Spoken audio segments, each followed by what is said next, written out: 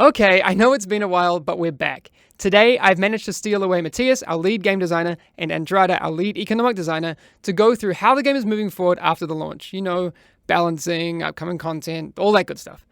So welcome back, everybody. My name is Hamish Bode, and you're listening to the official The Division podcast.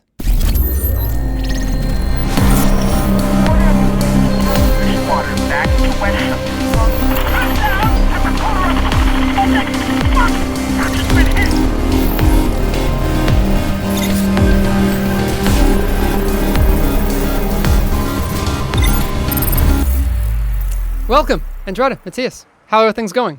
Pretty good, good. Pretty good. I sense some tiredness in your voice, Matthias. Yeah. Yeah? Well, it's not over when it ships, right? It's, No. Well, that's the thing I've been saying to people, that's when our job starts. Exactly. Well, mine especially. Okay. A new era. Yes, it is a new era. I mean, you guys have been working on the game for a long time. But Matthias, you've been at Massive for a while, right? Yeah, it's 10 years now. 10 years? 10 years, yeah. Wow. So before that, what was before Massive? Before Massive was school, was university. So this was my first job. This is your first job? In the industry, yeah. Getting paid. Getting paid, all right, yeah. to do games, yeah. That's when it's kind of official. You just really liked it here, so... yeah? So I got stuck. You decided to stay? All right, and what were you doing before this, Andrada? I was doing games in Bucharest and the Ubisoft studio there. I worked with mobile games as well before that. So, yeah. Okay. So for the people at home, or they're probably not at home, they're probably like sitting on a bus or a train or something somewhere. Andrada, what is your technical title on The Division? My title is lead economic designer. Okay. We're actually 3 designers working with economy and progression systems. So not everything progression, but for example, the level system, the level up system, all the economy of the game, and also the rewards for the activities that you do, all the missions. And I think that's it. That's it. Right. Who are the other 2 people working on? It's Nikki Kupens. He's been with us for a couple of years. And Rasmus, who just recently joined. Cool. All right. So have you guys managed to have like any downtime since the game came out? It's been crazy. We've been very hard at it. We've been getting so much feedback, so it's been really good. Yeah, because you must have a lot of data to get through. Like, I mean, we've done a lot of large-scale tests, so you could call them. Like, we did the alpha and closed and open beta, but that doesn't compare, right?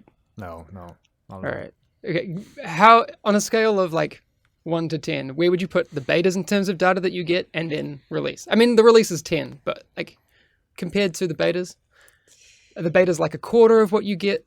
Or... Yeah, I think it's very it's different because we're so focused on the end game now, and the beta was great for testing that our loops kind of work and that technically it's there and the game is fun.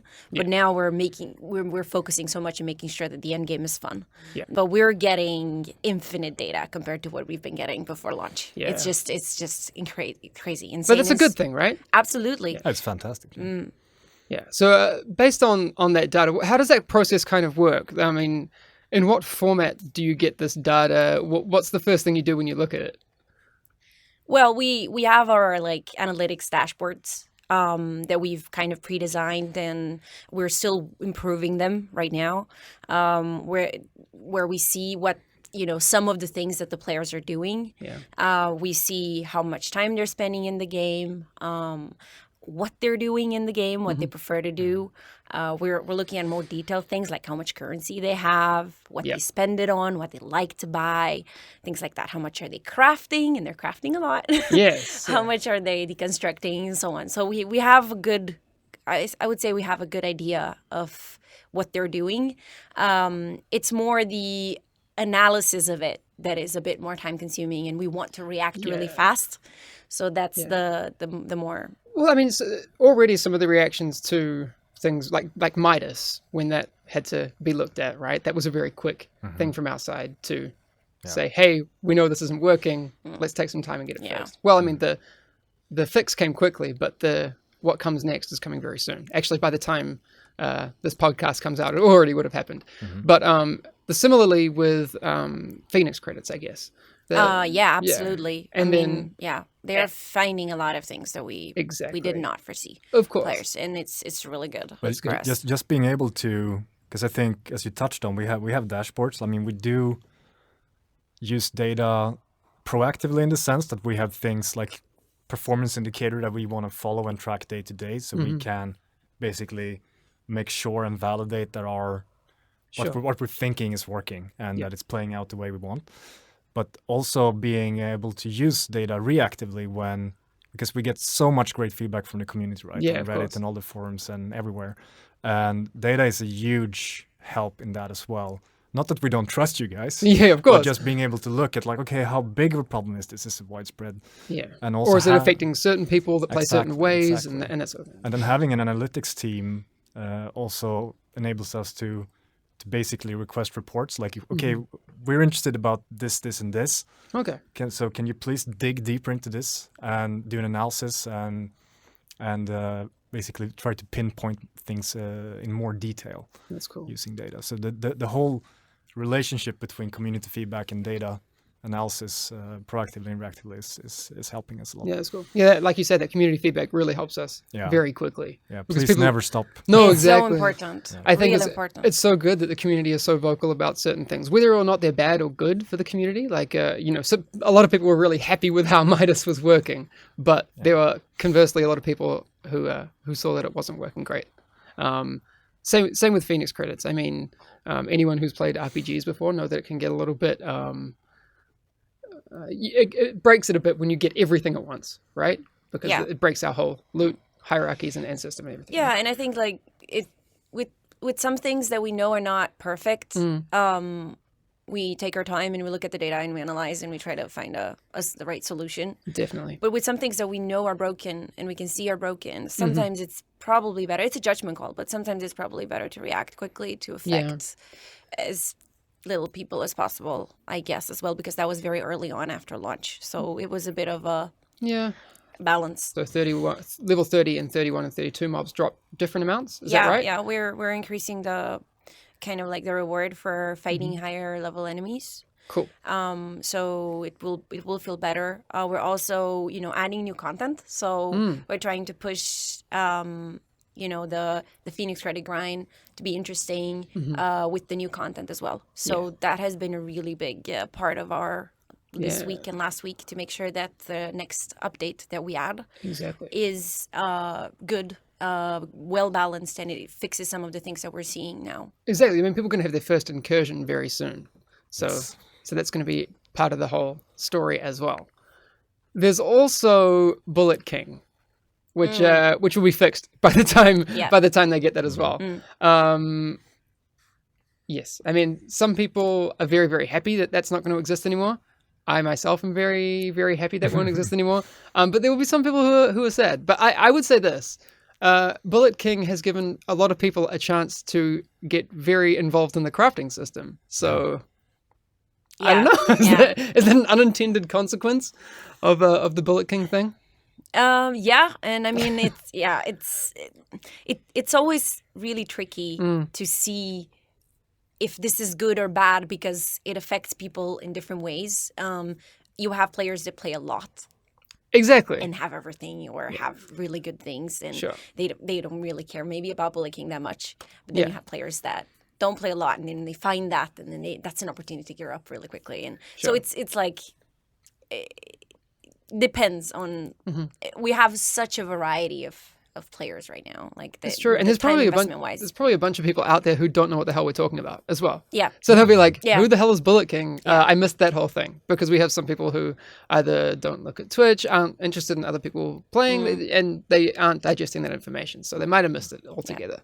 But it's gone now. So, he's fixed. yeah, he's fixed. But I mean, it's good. It's very easy to see when those things are happening. Like we have a lot of visibility on that. So Yeah, we do. And I mean, it's rare, especially with things that can be exploited or that are more bad than good. And when I say more bad than good, it's rare that things are completely black and white.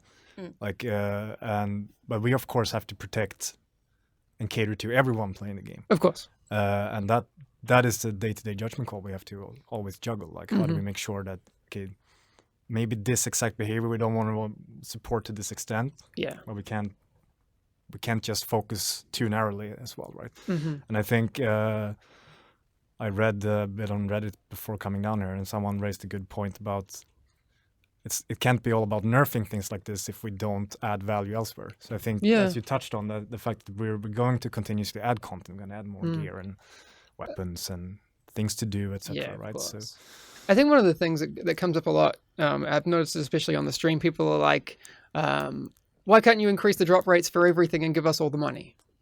And I personally, well, I know that that's not the way we should be doing things, because you make things so not special, right? That's for lack of a better term, that's terrible English. But I still remember in any kind of game that I've played like this, any RPG game, how awesome it is when something amazing drops, and I've spent so much time trying to find it. Do you think that's something that we always trying to do with our game, or?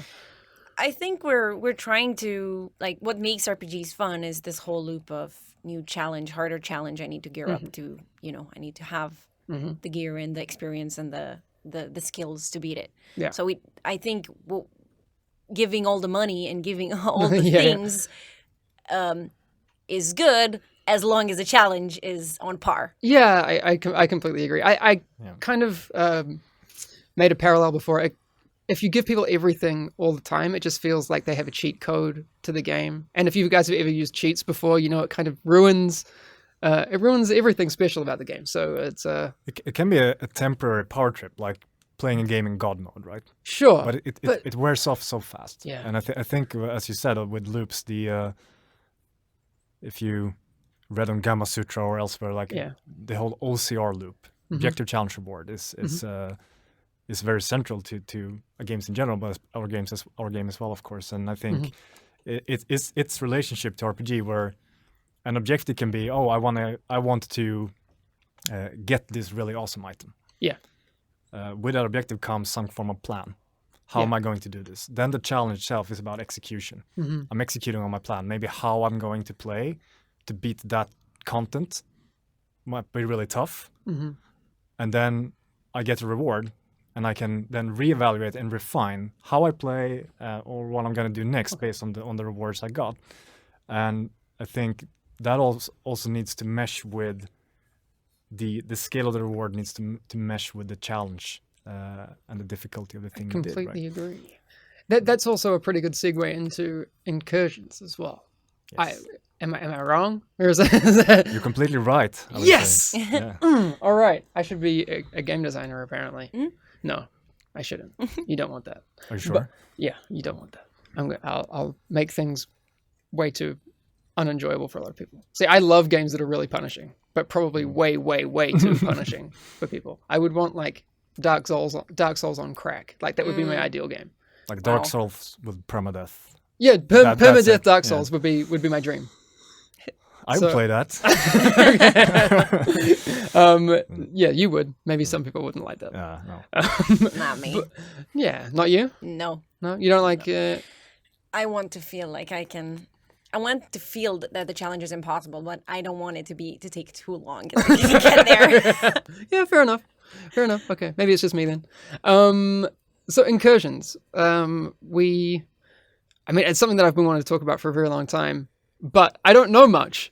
So this is good because now I get to ask you like things selfishly.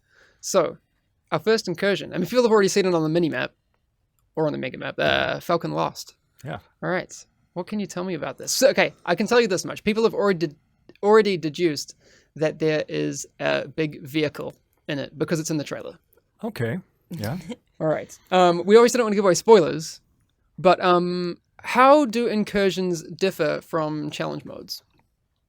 Incursions are basically going to be our most difficult and most highly rewarding activities in the game that hopefully everyone, but the vast majority of our players will feel like this is slightly unattainable thing on the horizon that I can strive to being able to actually do. Yeah. And with that degree of challenge, of course, we need to, as I said before, match that with rewards. Okay. So it's going to be the toughest thing you can do, but also the source of the coolest stuff at the point that you can get. And it's going to be group focused. It's a group activity. So just like challenge mode, we're going to further increase the focus on playing, together, complementing each other, executing tactics, building a plan and executing it really well is going to be key to be able to do this thing. So, I mean, based on that, are there going to be mechanics and things that people haven't experienced yet through other missions? Yes. Yeah. Okay, cool. We're going to add you're going to see new ingredients in terms of what happens and what you're exposed to playing the incursions. Yeah. Okay, now I'm intrigued. But I can't ask too much because we can't give people too many pointers about how to beat Falcon Lost. Because here's what I think is going to happen, and I know it will definitely happen to me. Some people will find these incursions that they're probably just about right for them, but I think a large majority of the population will get a rude awakening when they jump in there the first time, myself included. Like, I'll probably jump in. And the same thing happened with challenge mode. The first time I was like, oh, okay, all right. I got shot in the face and I'm down. I imagine similar things might happen in incursions. Yes. And on top of that, just like the main missions that you've been playing now for a while, being able to play them on normal and then on hard and then some of them on challenge mode. Okay. The incursions is going to come in 2 difficulties as well. Yes, hard and challenging. So it will start on hard. Yeah. There's no easy. Yeah. Normal. But then there's also a challenge version of incursions, which is like the ultimate challenge for you as a group in the division at that point. Yeah. Nice. And correct me if I'm wrong, the hard mode of incursions is harder than challenge modes of regular missions. Yeah, I would say that. Yeah, okay. So challenge incursions they're in the same realm of difficulty. Okay. It's a different kind of content. Yeah, so that might be the challenging part of it. But incursions on challenge mode is a huge step up from what I hear. Yes. Okay, good. Yes. Fantastic. Oh, yeah. But we don't have permadeath. We don't. Okay. We don't. Damn. All right, one day. Have you, Andrade, have you tried the incursions? I have. I had How did it with go? With the team, with the 3 guys that we are in the team, and I don't think we managed to beat it. We tried it when there was an exploit in. we had a bug, so we tried it then, and we beat it. I think we tried it for an entire day, and I think we tried it 6 times. Okay. But I don't think we would be able to beat it today. That's good. I don't know, but we haven't tried it after that. The bug was fixed, so yeah. I think it's rough. Okay, that's a good barometer. I like that. Yep. All right, have you finished it, Matthias? I hope so. I have not beaten it on challenge mode, no. Oh, not on challenge. No. Awesome. This was hard. No. That we yeah. But we kind of have now internally in the project this, Mario Maker approach to a really tough content. It needs How do you mean? It needs to have been beaten once by a group within the project somewhere, and then we know it can be done. Yeah. So the QC guys, I imagine, probably, yeah. And I talk about those guys a lot because if I wanted to group up with anyone who could help carry me through stuff, it's the QC folks upstairs. Yeah. They're serious. But I've actually heard they've had some trouble with the challenge, with the challenge incursions. So that's cool. But was always fascinating to see all you people out there how much better. Like there's a group of players out there. They just make us look like kindergartners. Oh yeah. You're so good. Some of them that. It's really good. Actually, today on the stream, I grouped up with a bunch of people who just carried me. And I'm like, yes, okay, this is good. I have like this supply of people who can just carry me. It's fantastic because I'm not good. I'm really not good. Anyone who's watched the stream knows I'm terrible. But I find it fun, so I don't really care. Yeah. I played yesterday. Played hard mode. Mm-hmm. Got a little overconfident. Yeah. And I just ran in and died. And the other guys in the group, I just matchmade for mission. They were like, dude, what the hell? And they just kicked me. That's awesome. That's so cool. I wonder if they realized they kicked the lead game designer. That's so good. I'm not going to tell you my tag. So no, damn. They will never know. All right. Damn. That would have been good. That's fantastic. And you do get punished for your overconfidence as well. Oh yeah. I've noticed that. Actually, when I've gone back and played on characters that I've been leveling up, and I'm like, because I'm so used to getting in that mindset of how my character's kind of geared in the end game. He's not super geared like other people, but I have some nice stuff. But when I go back and I'm playing through the story, I'm not invincible, so that's kind of cool. I'm enjoying that.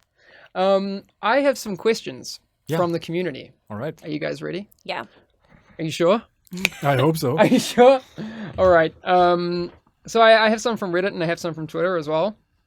Let's start with Reddit because the Division subreddit is going crazy for the It game. is, We're up it over 100. Well, not we because we don't own the subreddit, but the guys who started the subreddit have now gotten it up over 100,000. This is a very general one from EXE Matt. What kind of changes are you looking at for the Dark Zone?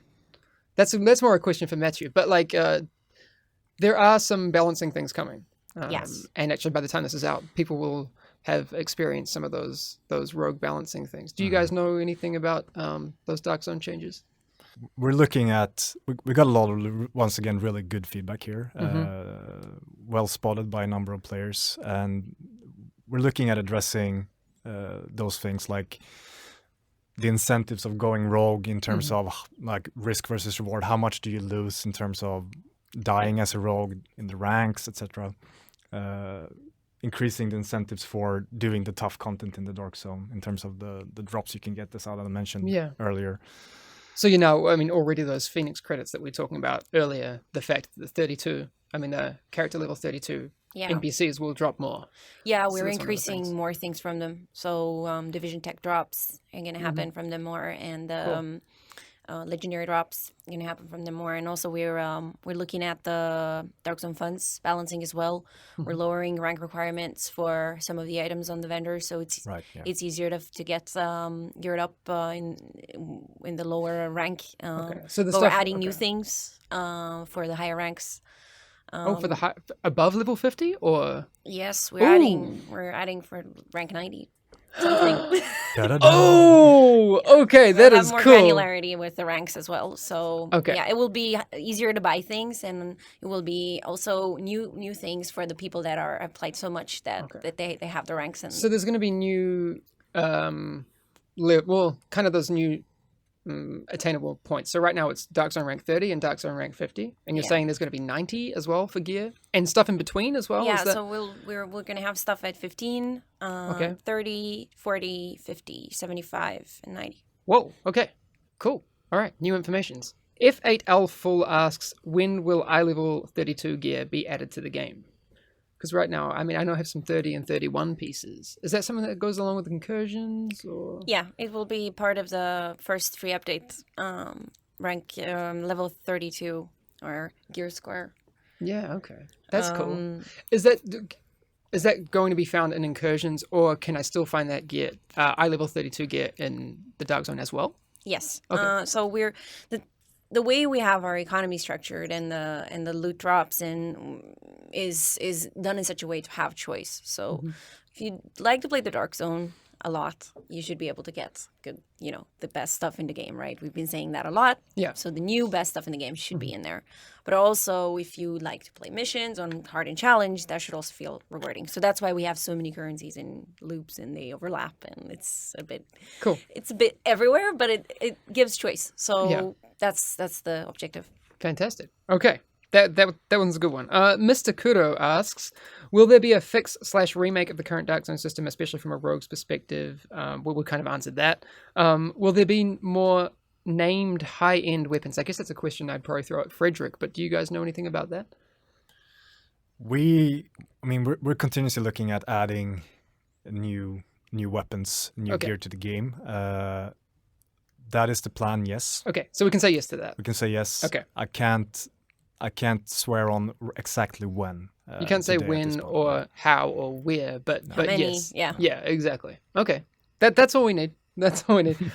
Chrome Shelter says, what are you going to do to keep the DZ credits and normal credits relevant? That's, I guess, for you, Androta. Yeah, so we're looking at the currencies. We're looking at how to do some quick balances balancing fixes for them so that they become better balanced and on the short term. And we're also going to look at them on the long term more.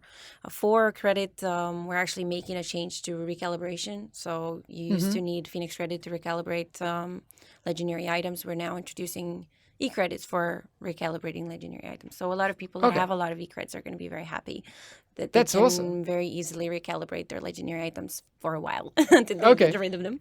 And for Dark Zone funds, we're rebalancing drop rates for those as well. And we're also adding new things at the vendors. So hopefully they're going to become a lot more interesting with the new things at the vendors. But as I said, we're looking at long-term ways to make them fun for a longer period of time, scale them nicer. That's really cool. Actually, there might be a question coming up about it, but since you're talking about it now, the vendors, that's something I get a question about a lot. So people asking about like the Dark Zone 6 vendors and the special, I think it's called the high-end gear vendor and the Tech Wing. Yeah. The blueprints aren't subject to the restock timer. Is that correct?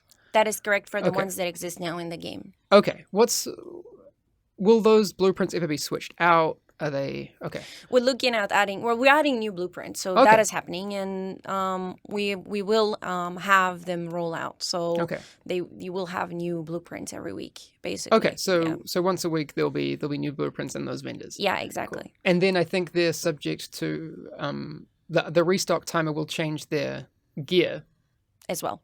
Yeah. Okay. Black in Book says, how will you fix itemization to make incursion gear highly desirable? So what are we doing to make that gear? We're adding gear set items. Yes. So incursion is going to be That's the place where you get the gear sets. Very good source for that. Absolutely. Can you get gear sets in any other way? Yes, you can get some of the pieces for them. Okay. Through the economy, so through some of the vendors, and we're also making a special Dark Zone gear set. Ooh, that is just in the Dark Zone. Very cool. Just in the Dark Zone. And so, but I'm going to take from that there are some pieces of the gear sets that you can only get from incursions. Is that exactly? Okay. Yes, but not all. Not all. Okay. Some will also be, for example, dropped potentially with the chance dropped by the bosses in the challenge modes. So those are going to be fun to grind as well. All right, but to complete the gear sets, you will need some pieces from the incursions. Yeah. Yes. Cool. And I think the gear sets are going to be a really fun addition to the gear and RPG loop. And I mean, this is not the first and last time we're going to add gear sets to the game. So, well, it is the first. Yeah, it's not going to be the last. It's definitely first. It's not the last. It's not the last. So we're gonna keep adding them. Nice. Deep Fried Dave. Actually, Deep Fried Dave's from Rogue Radio podcast. They're very good. Deep Fried Dave has like the best voice on earth, and I'm super jealous. Mm-hmm. And if I could trade voices with Deep Fried Dave, I would do it. He asks, when designing the DZ, how did you envision the balance of rogue agents and PvE playing out? So I guess that's more. I was going to say that's a pretty broad question. Yeah, it's pretty big. Yeah. The balance of rogue agents and PvE. I mean, I take from that maybe. I don't know. That's a hard one. Well, I mean, the if you look at the high level intentions of the fact that the Dark Zone is a PvE and a PvP space at the same time, we always wanted it to be, resting on the foundation of PvE with PvP as a backdrop, as a choice. We're not really, we're not explicitly incentivizing PvP in that way. So that's true. We wanted it to be, this paranoia-inducing suspense, creating flavor where I like it. you can always choose to go rogue, yeah, or you can be policing. Yep. But I mean, other players can also be a source for the really good items that you can find from PvE in the Dark Zone, just that you don't have to engage in PvE to do so, because you can steal it from someone else. There you go. So I think that's also interesting, and it circumvents, I think, a problem that other games have had in the past, where people can get this crazy amazing gear in a PvE scenario and then come into PvP and just destroy everyone, even though they're new to PvP. I don't think we have that problem. Do you think that's something that we'd have a problem with going forward, like with the incursion gear sets? Or no, I mean, we try as best as we can to make sure that all the mechanics in game, all the stats, the skills, the the gear talents, the future gear sets, etc., are that they work in both PvE and PvP. That there's no inherent built-in imbalance or such. Then of course there might be things that are more or less suitable.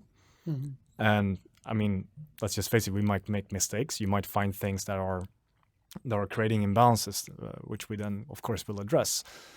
But no, there's no explicit idea that there will be PvE versus PvP mechanics and gear in the game. Because we don't, at the moment, we don't have a stat where, like, any mitigation from player sources of damage, right?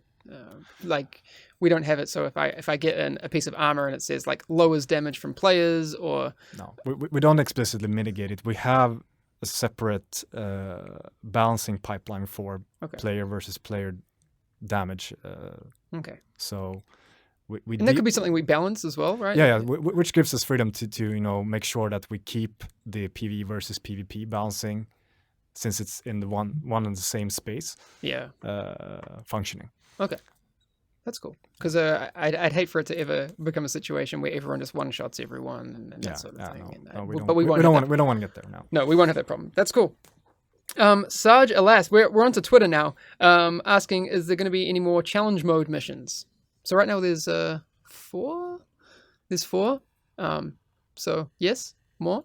Yes, that's the intention. Okay. To add more. Yeah. All right. So they'll be coming out through various updates and that sort of thing. Fantastic. So yes, there will be. Super Serial is asking, hardest named elite you've come into contact with. Go.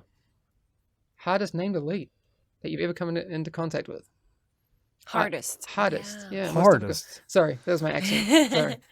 Hardest name elite. Hardest name elite. I still have trouble with 5-0. Okay, yeah. Oh my god. Damn it, that guy gets me every time. Where is he? He's like a level 12 or like level 10 mob in Chelsea. Isn't it in Chelsea? And it's like in that alleyway between the buildings. He's like one of the first ones that you come across. And he's always like more powerful than I imagine. But yes. Other than that, it's Boomerang, I think, is the sniper who gives me some trouble sometimes. Yeah, I think snipers are really tough. Yeah. And Dire and everywhere else. Oh, it's called Lincoln Tunnel. I think the mission. Joe Ferro as well. Oh yeah, Joe Ferro is pretty absolutely. tough. Yeah. Yes. Yeah. Oh god. And well, you know what? Maybe I think for me the hardest are the Riker heavies. Like more than the name. Those are I already named ones. There's is it Animal? There's one of the named Riker heavies in the Dark Zone. Oh yeah, okay. Yeah, I have never fought him. Yeah, there's a few of them. I can't think of any ones, but yeah, 5-0 gives me trouble every time. I was playing through a new character the other day. 5-0 just got me. Okay. Anyway. Bastard. Yeah, I know. It's not good. John C. Black. This one is interesting. How are we supposed to survive the challenging difficulty if we can't get high-end gear? Are you really not? Yeah. Like it's I mean, that's the game. Like you get better and better gear, and then eventually you'll be able to do challenge modes. Yep. I would say employ some tactics, and because I mean you get really used to playing through the normal missions, and you can kind of be a little bit more loose with your play style and that sort of thing. Yeah. But communicate with your team and synergize it with your skills as well. You need to start thinking group synergies, tactics. Yeah. And you need to get better stuff. Yeah, and you will. Yeah, and you will. There are ways. Yeah. Craft. Yeah, That's crafting. Definitely a good option right now. Mm-hmm. But my first challenge mode was really hard. I've done maybe only 4 or 5 of them, but now it's already feeling a little bit easier. But. Yeah. No, I mean we very purposefully made it so we wanted it to feel like a wall. Yeah. Like a bigger step up from hard to challenge than from normal to hard. Yeah. So you're like, whoa, okay, shit. Yeah. Can I do this? And then little by little, yes, you will. It's called challenging, which would imply that maybe you don't succeed every time, which I love. But yeah, I think the biggest thing, the biggest tip that I could give is maybe look at your skills and your talents again and try something new. Yeah. Like when I started using Smart Cover, like things got easier. Yeah. It was a Yeah, That's good. absolutely. all right. Personal build questions for you guys. Matthias, what do you usually? What's your loadout usually looking like? I'm usually fairly aggressive. I like Mhm. building paper tigers. Mhm. I rarely go for boosting my health or my protection. So I'm either gravitating towards increasing my skill power, Mhm. going that route, or through firearms. All right. I tend to be a marksman rifle, assault rifle actually. Assault rifle. There's a lot of marksman rifle SMGs out there right now. Yeah. But I like AR plus marksman rifle combo. Bolt action marksman or Now I'm on a M1A. yeah semi-auto, Yeah. and then I typically go with. I like the combo, the crowd controlling sticky bomb, Mhm. the flashbang mod, and Yeah. the flame turret actually Hmm. when I'm playing in groups, because then I can do a lot of disruption and damage over time, Mhm. and then just basically expose targets for myself and the group. Nice. Because I think that's one of the things that people often forget is they're looking at their DPS sheet, Yeah. which obviously doesn't take into account the amount of time that you are doing damage, right? So when even though it seems that like, oh, I'm using sticky flashbang or that sort of thing, and it doesn't actually do any damage, the amount of damage that you can do Yeah. during that time is gigantic. Yeah, I mean, absolutely. The damage potential Yeah. lies in, the window of opportunity you create for yourself to use Yeah. other things sometimes. It's not just the raw damage at one point in time, right? Exactly. And- If you can't apply your DPS, it means nothing. And yes, by the way, we know it's a pain to compare weapons with mods right now. We Oh, know- yeah, that was the we're other gonna, question. we're gonna we're gonna fix it. So the We're gonna UI fix it. team are maybe giving us an option to Yeah. compare yeah. weapons without mods. Yeah. Yes. All right. I'm happy. Andrada, what do you usually do in terms of loadout? I usually go for electronics, so I play Mhm. with the turret and first aid. Those are my favorite. I usually have an assault rifle and a shotgun. Nice. And when I play in group, I usually have the support station. Yeah, I like this to as well. play like the half healer weird Yeah. I kind of want kind to of try. hybrid. Yeah, exactly. I want to try like a full healer build. Mhm. I don't know what that would really look like, but I kind of want to try it out. I'm going to get to the point where I roll as many max level characters as I can, so I don't have to keep switching, and I can just have one for each, and I can log in and out and do that. That's going to take some time.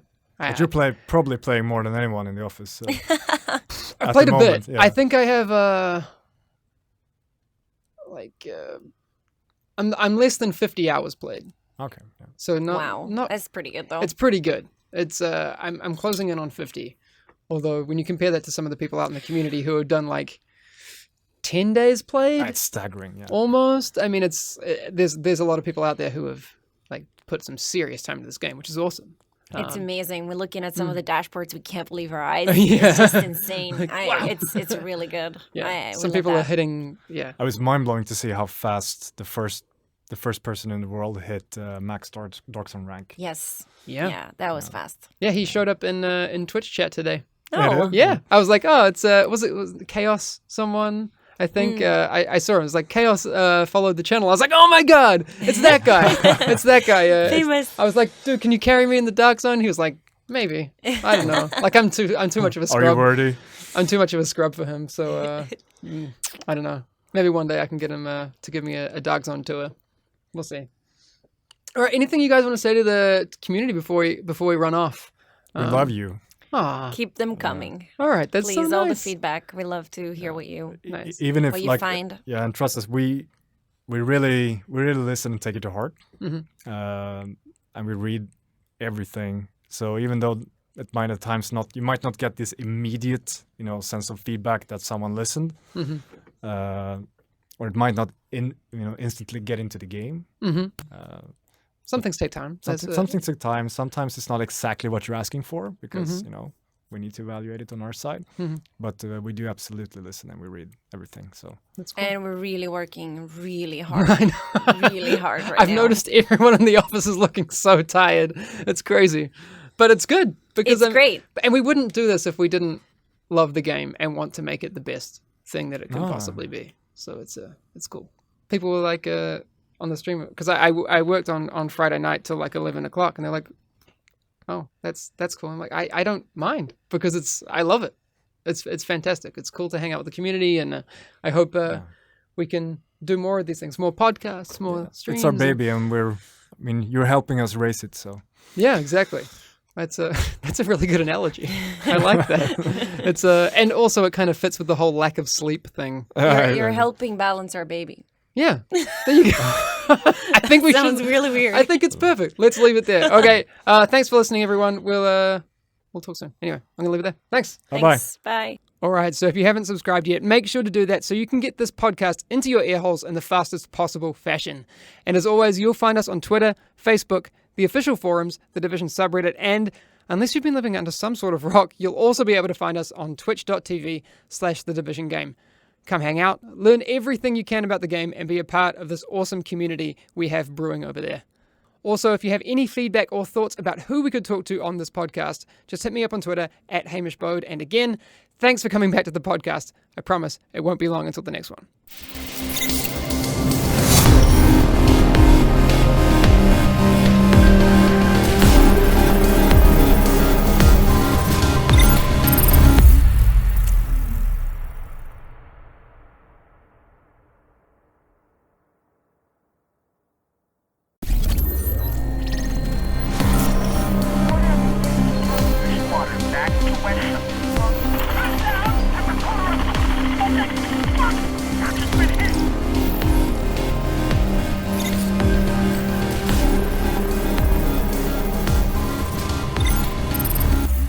Welcome to the first official The Division live streamed podcast. This is going to be fun. Yeah. You guys into it? The chat's going hype. I love it. That's freaking cool. So obviously, if you've been paying attention, you will have noticed that the beta dates have been announced. But if you missed it, we have them here. Actually, you might see them behind yourself. There you go. Voila. So 28th of this month What a on nice frame. Xbox, we're starting, and then on PC and PS4 for the first time on the 29th. It's going to be fun. Mm-hmm. And Fantastic. today we're going to talk a little bit about the alpha, our experiences with it, because we've kind of been pretty quiet on that front for reasons. For obvious reasons. But now we're going to talk about the things we've learned from that, and then we'll talk about what we can expect from the beta, because there's some cool stuff coming up. Mm-hmm. It's going to be really, really cool. Anyway, so I'm Hamish. If you don't know me, you may have heard me on podcasts and things. I'm one of the community developers on the project, but I am joined by three other lovely human beings. Kevin. Hey, I'm Kevin. I'm an associate live producer. Yes. And basically making sure everything works well for the players so they have a good experience. And yeah. That's important, that things will That's kind of players. that's kind of important. That's I the think we thing. need Small that. thing, you know. Yeah, it's that's kind of the biggest thing we need to get right. And who else do we have here? Matthias, lead game designer on The Division here at Massive. So I work with all things gameplay and other things as well. Other things. Closely with the directors of the project and with my team of designers. And the When you say gameplay other developers. things, I think you're being a bit elusive. Like, Oh. secret things. But that's cool. That's cool. We'll see what we can get out of you today. And Yannick. Yeah, so I'm Yannick. You may have seen my name already on a few Division articles. I'm a community developer working with Hamish. You have not heard me on podcast. Not yet. For obvious reasons. Soon. Soon, maybe. Who knows? My French evil twin.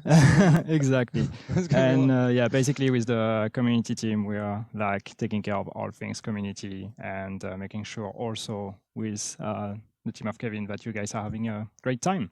Very cool. Again, very important that people Yeah. actually have a good time Yeah. as well. And everything surrounding the game. Okay, well, there's a lot of people watching, and eventually people will be listening to this on SoundCloud and Yeah. iTunes and that sort of thing. So if you're doing that, then good job. You should be subscribing to those things as well. Mhm. But I think we should get started talking about what the technical side of the alpha, right? Mhm. Because it was a technical test. to Yeah. be fair, right? And that's Yeah. kind of your wheelhouse. Yeah, right. So the alpha was the first time Yeah. we got a chance to put the games in the hands of the players and test our architecture. Mm-hmm.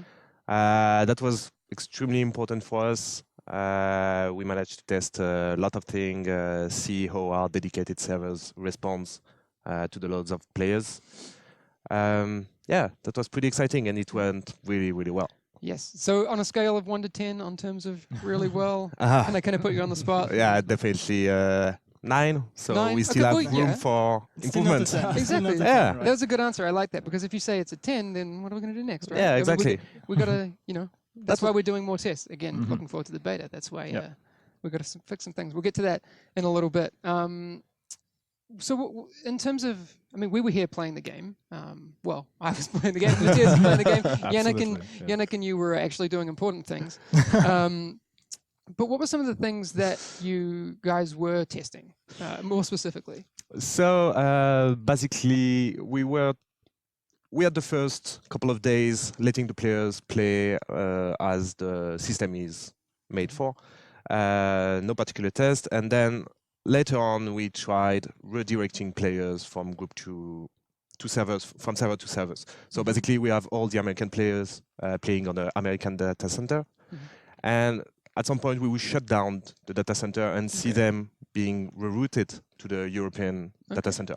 So we can ensure that even if something goes wrong, the players still have the opportunity to have a good experience. That's really cool. I actually think I remember when you guys were doing that, and we got switched to a different server, Yeah. and it was good. Like it still worked, right? Like, Yeah. but we still got to keep playing. Yeah. So that was Yeah, that and was really we kept telling the players like, be careful, guys. We're going to be playing around with the server, so you might have like a bit worsened experience. And in the end, everything was going fine. So it's, Yeah. That's great, and not even bad ping or lag, stuff like that. Yeah, so. that was cool. Yeah. I felt makes So your wh- job boring, right? very happy about that. Ah, Well, not we boring. kept Like ourselves nothing's busy. happening, everything's working fine. Pfft, let's have a coffee. The other thing that we haven't talked too much about it is and people ask, we get this question all the time. Servers. How do we have these all structured, right? I mean, we can, I think, say that we have dedicated servers. Yeah, exactly. Yeah. So the idea is that we have a lot of servers, and players are connecting to those different servers, are being allocated. If one of those servers goes down, a player is able to reconnect directly Mhm. to the game, to another server. So it ensures a really good experience. Yeah. Of course, the player are spread evenly on the servers, so we avoid having too many of them on one and going overload. Cool. So That's cool. So it's important for me. Growing up as a gamer in New Zealand, I had a really rough time, right? Like trying to connect all these servers, playing like all these games, it didn't work. But having some options for servers that would actually work for everyone around the world is going to be really, really, really important. What else did we learn from the betas? I mean, you guys pushed the capacity of things. I remember Yeah. because we had internal objectives, and we won't talk exactly, about those things, but like. I remember we hit them and we're like, okay, let's let's see what we can do. that was actually great. We had some expectation in terms of number of players we could have on the servers, concurrent players, and we actually hit the target much earlier than we expected. Yeah. But we felt like everything works fine, so we invited some more players in. Yeah. We went a bit beyond. It was really enriching. And we managed to push some servers to their full capacity by closing some others. And we ended up having really good data about what we can support when we launch the game. That's that's really cool. I'm just looking at the chat here. People are very, very happy to see Yeah. dedicated servers. That's very, very cool. That's cool. Nice. Oh, and shout out to Willis and Eric's and a bunch of people. I saw Marco was in here. He was AFK, so I hope he's made it back. But He said we should wait for him. So I know it. Sorry. we should stop it and start Sorry, again. Marco. We didn't wait. We had to keep going. Yeah. We said 4:00. Anyway, so Yannick, we wanted to talk a little bit about what you were kind of involved in during the alpha. What was your kind of what was your jam during that time? So yeah, the thing is, as Kevin said, like this was the first time that the players really got to actually really play the game. I mean, there were like the demos we had at different conventions, but this was a bit different because it was Dark Zone. It was very focused. Here, it was the first time that we would put the actual real game in their hands.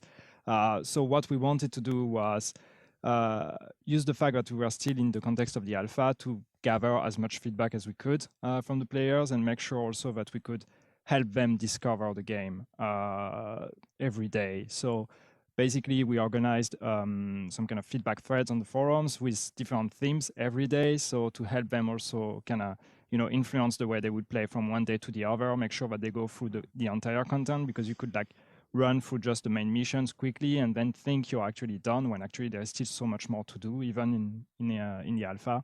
So we wanted to make sure to tell them to test everything and really let us know how that goes. So we had some polls, we had some feedback threads and everything. We're trying to encourage them to give us all the feedback.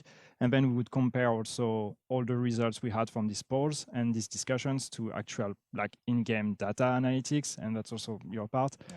And trying to compare what was the actual, the actual impressions from the players and then what was the actual game data. And most of the time it like matches, which I think is good because it shows that everything is right. And sometimes there were a few things that were a bit different, so that was also interesting. What kind of things did you find that were like different?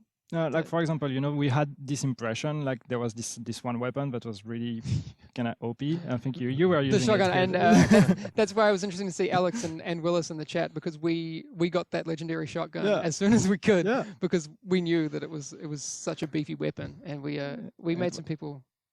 And I feel bad, a bit unhappy. No, but then we kind of converted it into being Dark Zone police, and we kind of were like the good guys as well. Anyway, I'll talk more about that a little bit later. But that was interesting because it's just like we would expect that everybody eventually would start using this kind of weapon because it was like, so OP. And in the end, from the polls we got, was like, what's your favorite weapon? Shotgun was actually really low, which was a bit surprising because, that's not what we would have expected. So maybe it's just good. Maybe it means people didn't find out that there was this OP weapon lying there. It was difficult to acquire. Yeah, that's true. And spoiler, it's not OP anymore. Or maybe you will talk about that. But I think blame Matthias. I think it's been balanced again. But yeah, I think the shotgun was an interesting example because it, in terms of how people play the game, we've had a lot of people who have been asking about sniper rifles and that sort of thing for a long time, and if you didn't see it in the alpha, if you weren't lucky enough to play, you would have seen in the recent trailer, which we'll get to in a bit, that we showed scopes and that sort of thing, which is really, really cool. I've been waiting to show people that. But I find that people I've talked to prefer either snipers or assault rifles or pistols.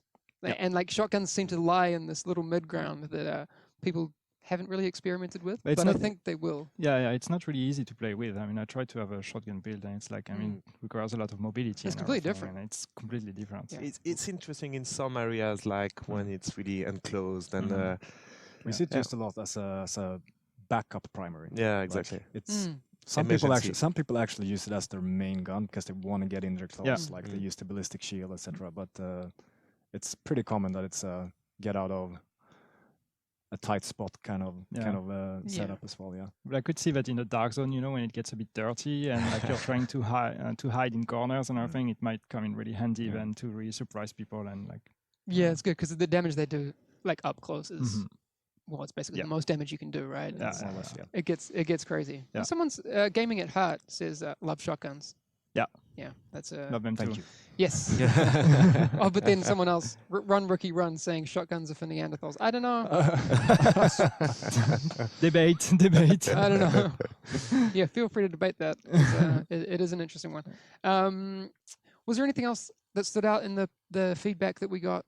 It was interesting. We had a big discussion, and I'm sure that's also something you were looking at a lot, was like the way people would behave in the dark zone, because we can theorize as much as we want about the dark zone, and like we have this pretty good idea of what we want it to be, but then having actually the players going there and seeing how they would behave, and there was this kind of issue in a way with having like one entrance, and like people would be camping the entrance and not letting other people come in, and then you would see other players like trying to be, as you said earlier, the dark zone police and trying to help out others. This was really interesting because there was really long and really good discussion on the forums about players' behavior in the dark zone, and how far are we willing to let them go. So this led to further discussions internally as well. So I think this is the kind of feedback that was really, really interesting for us. Definitely. I think the interesting thing for me, and I use Alex and Willis as an example because I played with them a lot during the alpha, is we all noticed that there was such a difference between player behavior between the first, second, and third day. Oh yeah, it really evolved. Yeah, because I think we've seen and we've kind of known this for a while because we played internally and that sort of thing. As soon as you start creating player investment in their character, your perspective shifts, right? Like I don't want to lose my dark zone rank. I don't want to lose this gear. Which is also why it's been so incredibly valuable to actually get big numbers of real players in the dark zone, because it's tricky to test internally, right? Because of course, And especially when you do those short scale tests Yeah. and people aren't invested, they don't really care if Yeah. they die, right? Yeah. But on the first day, people were like, Dark Zone, okay, cool. I'm going to shoot everyone. That's Yeah, that's absolutely. That and was they Western. quickly realized that's a kind of Mm. not the best way if you're being really tactical, how to level up your Dark Zone Yeah. rank, how to find the best gear. Exactly. So people shifted towards on the second day Yeah. hunting down NPCs and playing Yeah. police because Mm. the reward you got for killing rogue Mm. agents was huge, right? So you could very quickly Yeah. rank up that way.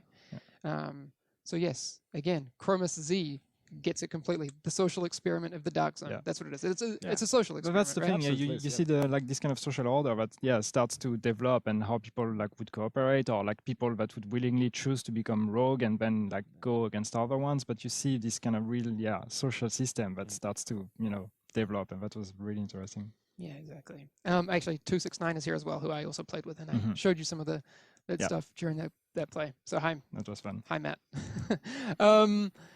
Okay. And so we talked a little bit about how we gathered all the feedback and the things that we noticed, and I guess Matthias, that's your job, right? Kind of deciphering all this feedback and Yeah. how do we get that into the game to make a difference, right? Because that's why we do these tests. Absolutely, As yeah. as fun as they are, but, Yeah. right? I mean, I know that like everyone's excited about playing them, Yeah. but it's really valuable for us on the development side because that's why we do it, right? Like we are these are beta and alpha tests. Mhm. They just happen to be super fun, right? So how did you go about kind of Well, I think we did three things. Yeah. We, of course, followed the forums and all the discussions in the community very closely, and we also, of course, played ourselves a lot anonymously, so you wouldn't know who we were. But we you're not going played. to tell us what your screen name was? Maybe next time. All right. My one was Super Invented. It's just my name.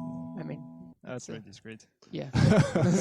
Real gamer here. I think someone probably was So not if happy you when guys were playing anonymously, that means that maybe some of the players actually, killed a game designer or something. Oh yeah, in the dark absolutely. zone without Very, knowing. very yeah, likely. yeah. Very I I hope likely. you took down the names and like you can take care They're of gonna them. get you. people wrecked me all the time, and I'm sure they had a great time doing it. I was sitting next to Kevin, and I know that Kevin was always just raging. Sometimes he was playing, and he was like, "Oh, there's this thing happening." Well, we and know these that guys are Marco shooting killed me." Kevin. Yeah, Yeah. Marco killed Exactly. Kevin. So, thanks, man. That's cool. That's really cool. Yeah. Actually, I was talking to Marco at the time, saying, "Okay, this is where Kevin is. You got to go find him." So, anyway, that was really cool. Yes. Sorry. Yeah, but sidetracked. yeah. What did we do? Right.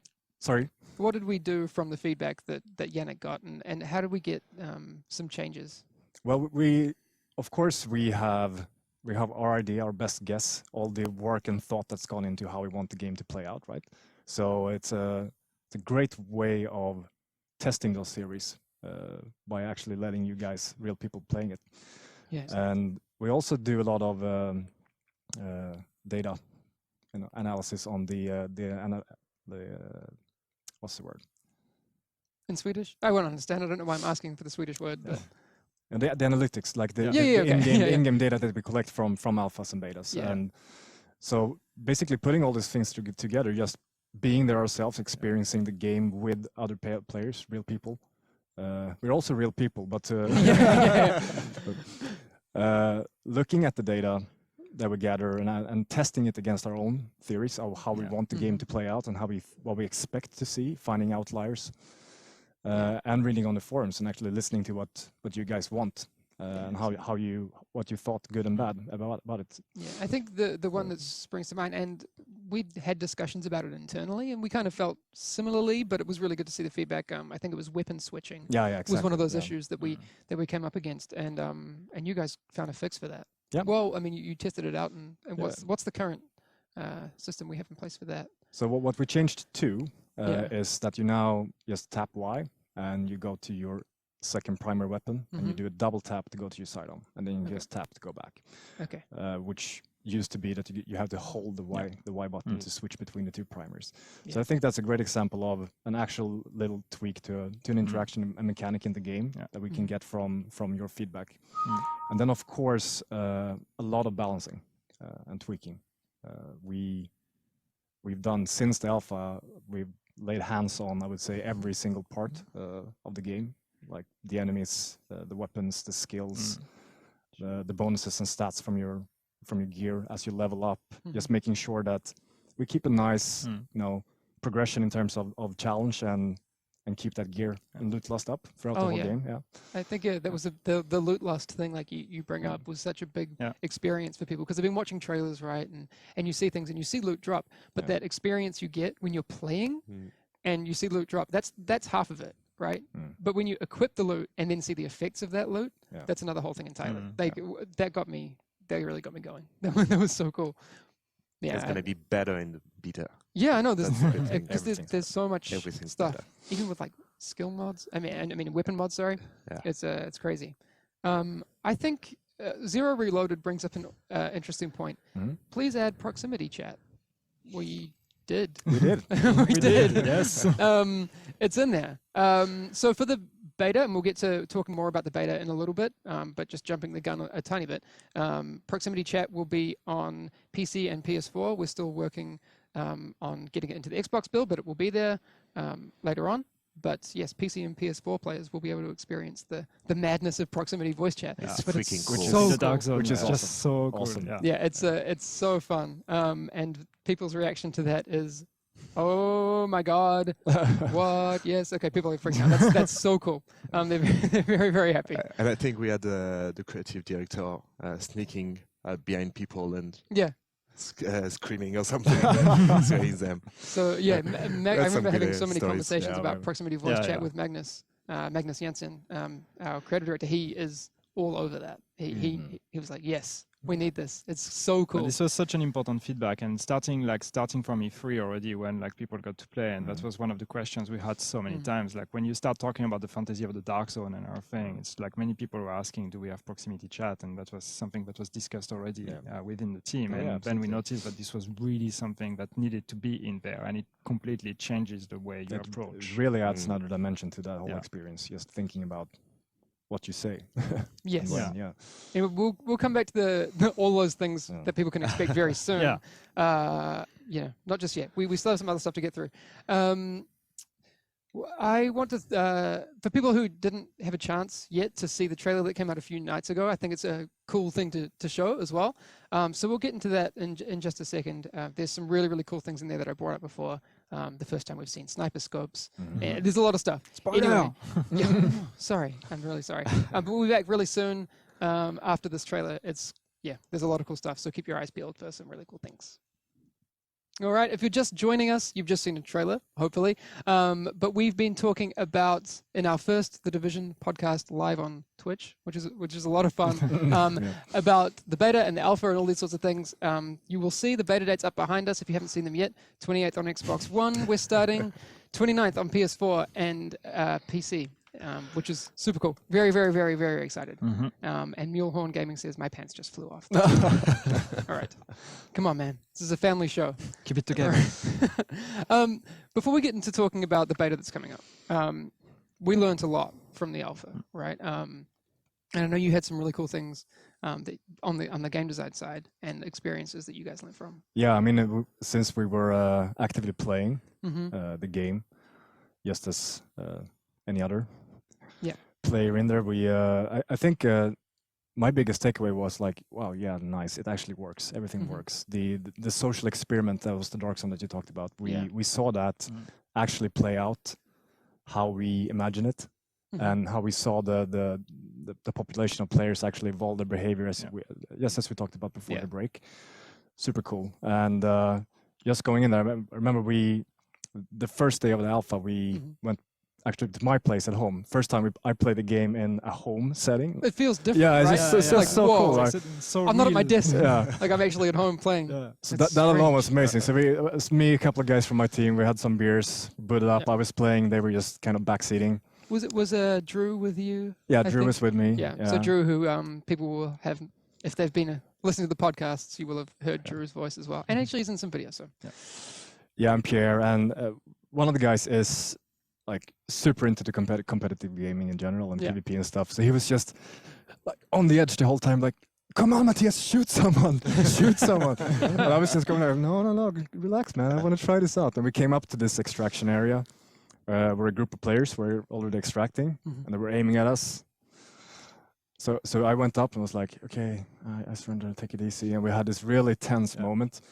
and you can see Pierre. It's Pierre. Okay, I blew it. It was Pierre. Spoilers. He's like almost physically shaking next to me. He was like, "But shoot!" And he just slams my controller, and he accidentally fires off a sticky bomb, and so we end up betraying these guys basically. Wasn't your choice though. No, but it wasn't my Because- choice. Okay. But it was just fun. The type of fun, like it was social fun at home, but also the interaction with that group of players in the game. Yeah, it was So- so cool. I mentioned it before. Alex 269 and Willis, some of the guys I played with from the UK. We like jumped to the groups and we spent a lot of time in the dark zone. These guys were all about it, right? And we did Madison Square Garden quite a bit, which was fun, and also did it on hard mode and that sort of thing. But we got into the dark zone, and I say we got our legendary shotguns eventually. But there was this one time. Being underground, and then we came up, but we ended up being rogue level 5. Actually, we didn't start it. It was kind of by accident, right? But we became rogue, and then Always an accident. I know. Then you have to defend yourself or run away. You and became a manhunt, yeah. yeah, exactly. And then we got to like the manhunt stage, and we went to the top corner of the dark zone and backed ourselves into a corner, and like it was I think the most intense 5 minutes of gaming I've had like in a long time, and I was doing nothing. I was just like just looking, and we were just talking the whole time and being like, oh my god, someone's gonna come. But that was so cool, and like you say, it just worked. Yeah. Like And also just running up matchmaking to the main mission. yeah, exactly. And just dropping in, playing with another Yeah. group of players, and them leading on, and it was great. That was super cool because I mean we spend so much time here playing versions of the game where we're testing very specific things, right? And so to be able to play a bigger chunk of a whole experience was just really refreshing. I think, especially when you get to play it at home and that sort of thing. Did you have a chance to play at all, Kevin? Or I mean, you Not at were all. the server master, so I've been spending a lot of time here, but I got chance to play as well. okay. We had some pretty good stuff going on with some friends who were playing at home. Mhm. We had some kind of situation like that, going to this extraction point on top of a building. That And was like cool. we arrived, we were 4, and then another group of 4 arrives. Everybody goes like, "Yeah, it's okay. Let's play it friendly." We're And all I, friends. Is it okay? I call for an extraction. Another group of 2 players, I think, arrives, and another solo. We were like, 12 people on the roof. It was tense, but everybody started doing jumping jacks. Yeah. And, super cool, super Right. friendly. But that's the It was thing, almost like, a party. Because I think before people had experienced the dark zone, they would have thought, if people find me at the extraction point, I'm a goner, right? Yeah. Like there's going to be a fight. That's it. But the amount of people who were well behaved and they were like, I'm next in Yeah. line, my turn. But that's where it gets interesting, right? Because Yeah. the extraction arrived, the rope arrived, I attached my loot, and I'm like with my friend, should we go put a bit of mess into that? And I see another guy going, and I'm like, I shoot the sticky bomb, everything exploded, a lot of smoke grenades and stuff. It was a mess. And I think I've been the only one extracting, actually. It was a extract. horrible mess for Okay. the other people. It was brilliant. It was genius. But a beautiful mess. Yeah. A beautiful, fun mess. The Yeah, beauty of it, how quickly it can go from serene, tense Yes. to just complete. And You know, and the all music, out action, the yeah. music and fuzz is that. It's really The good. music, and also the thing that we talked about when we were playing in there was the weather, because we had like a lot of the time on the server that we were on, a lot of super late night, dense Yeah. fog, Yeah. and that the volumetric effects you get with the lights and like your visibility being affected. It was Yeah. super cool. And I Snowstorm. know I sound like a fanboy because I am, like, but it's legit. I had so much fun. Yeah, Like and it- a snowstorm in the dark zone Oh my makes god, it all. Yeah. Yeah. It's it's very cool. And you played a little bit, but Yeah, you just a again bit, were very yeah. very busy. Yeah, I played a bit, but yeah, I didn't get to go to the dark zone actually, but I played a lot of like the open world aspect also, explored and find a lot of collectibles and everything, and I really had a great time also doing that. But not as much of an exciting story as your story, guys. But yeah, I was just like, walking around, going into buildings and finding like this bedroom here where there's a collectible in there, and then you hear the story, which is because it's all voiced and everything was, I really had fun doing that. Yeah, that's really cool. So looking forward, like I said just a second ago, which if you were watching, you should have. If you weren't watching, shame on you, right? Why aren't you following the channel, and why haven't you set it so you get a notification when we go live? You could have avoided this whole mess. You could have been here, and for now, half an hour, you could have been listening to us, which is a good idea, I think. But looking forward, we have the beta coming up. Yeah. It's going to be fresh because it's people haven't seen it, Mm. right? Well, some people who are lucky enough to get into the alpha, but there's going to be a lot more visibility for this beta. And there's also some new things that, well, obviously we learned things like you talked about the weapon selection. What other new things have we got coming up for this beta? Obviously the platforms, right? Yeah, PC and platforms, PS4. the balancing. Mhm. Of course, we revamped the balancing for the entire game. This is not the entire game, but it's still going to be in there. We're adding a gate, right? I Yeah. think To the Dark Zone, to the yeah. Dark Zone, yeah. Yeah. And of course, in the full game, there's going to be many of those. Yeah. But so that's going to be an absolutely new element to it. Yeah, it'll be interesting to see how people Yeah. use multiple entrances. Exactly. Like you said, there's going to be a lot Yeah. in the full release, but having more than one is going to be Yeah. a different experience for people. Yeah, it's really which is going to be cool. different from the alpha where you just had one and then like you had all this camping situation, and here it's going to be like you're going to have this alternative. Okay, do I go through this one or that one and see how people are going to use it? I think We also done some minor tweaks in there, like we shortened the extraction time a little bit. Okay, so what's the extraction time now? Do you have specific numbers? I Okay, actually I'm don't not remember gonna now put you on when the you put spot, it on the spot. But it used to be a minute and a half, I think, and it's shorter now. Okay. So we also added for the max level you will be able to reach in the beta. There will be a max level, not max level for the game, but for the beta bracket in the Dark Zone. Okay, so next level is still 8? Yeah. Okay. Yeah. And so when you phase into the Dark Zone, when you go into the Dark Zone, Yeah. there'll be a new max level exactly. experience. So Okay. you'll only be seeing and playing with people that are also 8, and the enemies will be a bit harder. Oh, okay. Yeah. And on that That's topic, really we're cool. also adding landmarks. Landmarks. the Dark Zone. Okay. Tell me a Landmarks. bit about landmarks. Landmarks are these. You're gonna discover them on proximity when you're walking around in there. Okay. You're gonna say, "Oh, landmark Mhm. discovered," and on your map, then if you just bring up your map, you'll see an area marked. I think it's a little looking glass in blue, Okay, which cool. is typically really cool locations, but also a predictable location for tough enemies. So it's like, okay, if I want good items, I know I can go to landmark, and it's very likely that I'll find enemies there that I can fight, get good stuff, which is of course the same for all players. It becomes a natural Sure. watering hole. Yeah.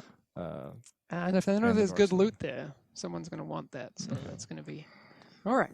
And so Okay. it's the same question. What do you do when you meet the other players? What do you there? do? Up to It's you. the Dark So Zone. that'll be interesting to see. That's Mhm. gonna be very cool. And we talked a bit about proximity VoIP before. We were kind of spoiler. But if you weren't here, proximity VoIP, good to go. Good to go on PC and PS4 right now. Still working on getting it into Xbox, but it's gonna be really really cool to see what people do with that. Yeah. I think was it you? I think Yannick, you were telling me the other day that Kevin was playing and I was someone and you testing. heard some people. Yeah. It was crazy. I was tasting the beta actually, Yeah. just to see how it worked. And I entered the Dark Zone. I'm alone, and I'm expecting to be alone because Yeah. it's Who's not on the public. server? You Yeah, didn't, exactly. we're just playing at work. And I started hearing those people talking, and I don't understand anything because they weren't from here. And I see one playing passing by, and 2 players, and then a group of 4. I'm like, I'm gonna follow them, and we go in the underground, and they get some loot, they go out. I follow them, they call an extraction, and then I show up, and they're like, the 4 of them looking at me. I'm, oh damn! I hide, and I can hear them laughing, and they hunted me down. That was pretty good. Liquid Gotti is asking, no proximity for Xbox One, just not for this beta. There will be proximity on all platforms. Proximity VoIP will be everywhere. Yeah. But since that's something new, based on players begging for it for such a long time, and we want it too, it's something that we're getting in there to make everyone happy, including ourselves, because it's so cool. Yeah. Yeah. Is there anything else that we can expect from this beta? I mean, we on the community side have some things. Yeah. So yeah, we're going to be we're gonna have beta forums, obviously, because we still want to encourage people to have discussions and everything. So we'll be opening brand new beta forums for that. What we're going to bring in is also some in-game events because we want people to have new things to do every day. So we're going to be having fun, giving some kind of objectives to the community. And yeah, that's going to be really, really cool, I think. Yeah, I'm looking forward to that. And yeah, also the big thing about this beta compared to the alpha is that we will not have an NDA. So we expect a lot of content created from the community and a lot of live streams, a lot of videos. So Yeah, we'll be that's good. looking at Super that Very a cool. lot. Someone was just asking about that. Yeah, I mean, many people have been asking since Yeah. we like announced the date earlier today. And yeah, I think we can say it. Yes, no NDA. No NDA. So this, go look on all your favorite streamers. If they're not planning on streaming it because they don't know, go Yeah. and tell them. Yeah. Because there's going to be a lot of cool stuff to do. And it's actually amazing to watch another player playing in the Yeah. dark zone. Yeah, We Yeah, rooting yeah. for him, and Exactly. Yeah. it's a real story. exactly. And on that side, we obviously have been testing our first live stream today. Yeah. And hopefully it's working. I mean, I'm seeing the chat and they're saying it I seems hope to be people working, can hear us. You which know? is really, really cool. We'll be streaming a lot Mhm. from the studio. I won't tell you exactly what it'll be. We've got a lot of cool content planned. Yeah. But you'll be able to see us playing the game. We'll have other cool content. Anyway, no spoilers right now. But again, follow if you want to see that stuff because we aren't a channel that you can subscribe to. That's not something that we're doing with this, but the best way that you can express that you want to see content from us on this channel is that you follow and say please, because that's what we need. Give us more. Yeah, it's gonna be fun. That's absolutely what we need. But yes, that's going to be my big focus personally Mhm. for the beta. You're going to see a Um, lot of Hamish. Well, and you, Yeah, me a yes. bit, maybe. Yeah. yeah.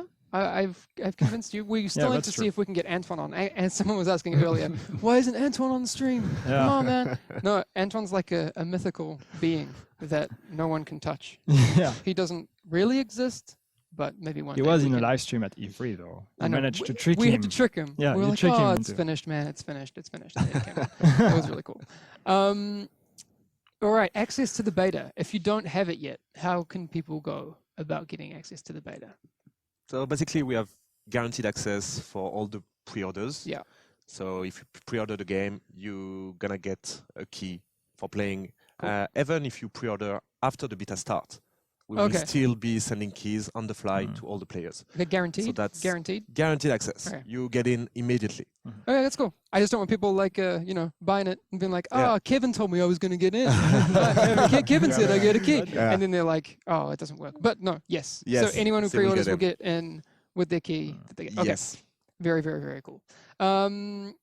And then people who had alpha access, what happens Yeah. to those people? So we want to reinvite all the players from Okay. the alpha to thank them for their dedication, and also we'll take players on the waiting list by order of registration, of Okay, course, to thank our most dedicated players. Perfect. All right. I would like to extend the invite again to Alex, Willis Gaming, and 269 again. Please carry me because they're far better at this game than I am.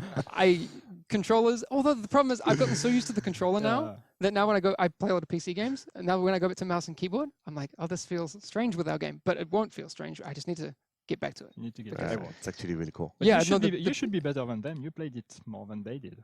Well, the thing is, like, people think we get to play the game here all day, but we don't. Like, We I'd didn't love get to. that much chance. Still played I played a lot, and I got a lot better over the alpha. But these guys, well, Alex plays a lot of console just games. better And gamers. he says, "I got you, homie."